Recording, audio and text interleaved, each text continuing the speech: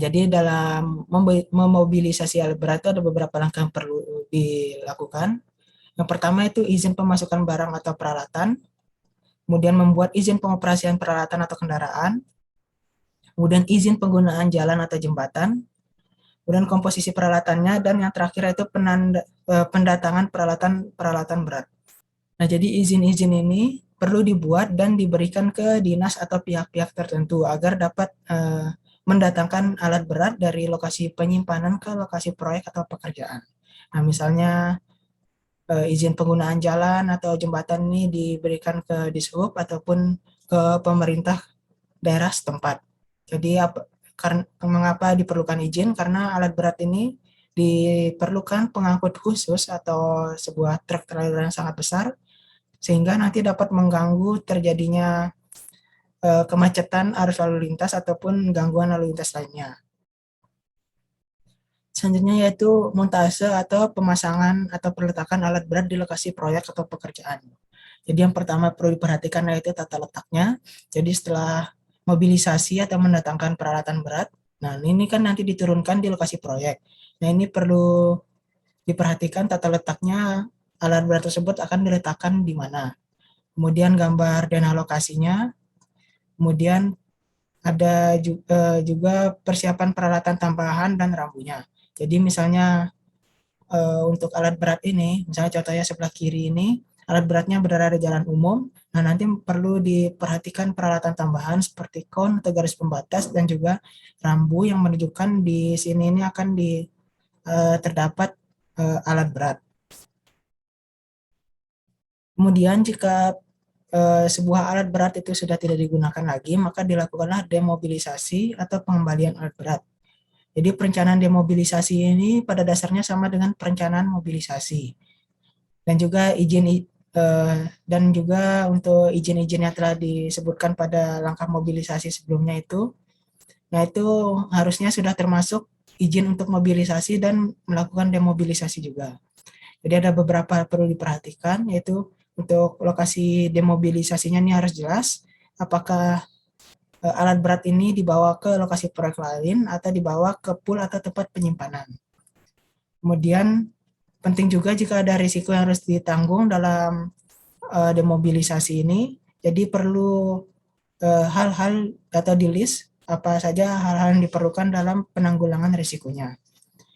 Kemudian biaya demobilisasi ini juga harus diperhitungkan dalam RAB, jadi tidak hanya biaya mobilisasi saja, bahkan biaya demobilisasi ini juga harus termasuk dalam RAB agar pelaksana atau kontraktor tidak mengalami kerugian. Kemudian jadwal dan rutenya ini juga harus diperhitungkan. Jadi untuk jadwalnya yaitu misalnya pada lokasi proyek A sudah selesai dilakukan atau sudah selesai dipakai untuk alat beratnya, maka untuk jadwal demobilisasinya tidak boleh sebelum alat berat tersebut selesai digunakan, atau untuk jadwal mobilisasinya harus setelah alat tersebut selesai digunakan.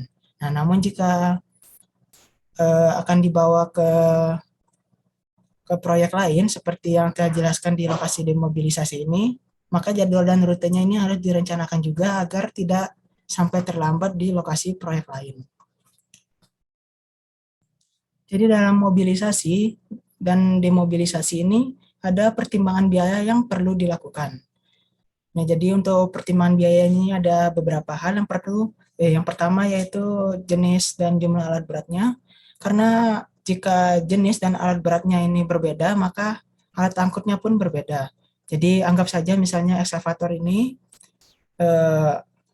untuk jumlahnya ada 2 atau 3.